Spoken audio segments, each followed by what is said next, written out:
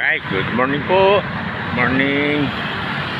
Welcome back po sa aking munting bahay. Ito po, nagbisita po tayo sa fishing spot po natin na matagal na pong naulila to. Kaya po ngayon ito binisita natin pagkatapos po ng 2 araw na pagulan. Ayan po. Ayan po yung tubig. Ayan po. Malinaw na.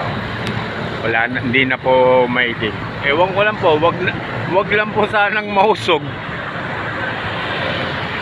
Ito po siya. Ayan po guys, oh. Mabango na, mabango. Malalaman naman po ng mga kasamahan pong angler natin na pag napasyal po sila sa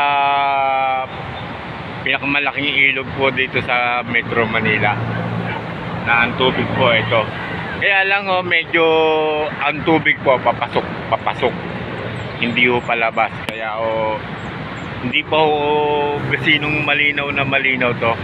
Pero siguro mga 1-2 araw yan po. Okay na po yan. Pwede na pong pamingwitan yan. Sana po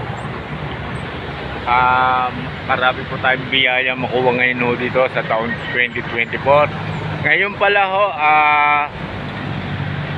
May 26 alas 9 po ng umaga. Napasyal po tayo dito dahil wala na po, tapos na po yung ulan, wala na po yung bagyo. 2 araw, di bale 2 araw po yun Kaya po ito, susubukan po natin na kung talaga malinaw na, babalik po tayo bukas at sa susunod pang araw.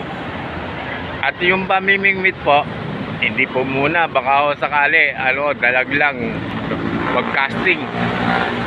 Sige po, bye-bye po. Thank you sa inyo sa walang sawa ninyong pagsubaybay.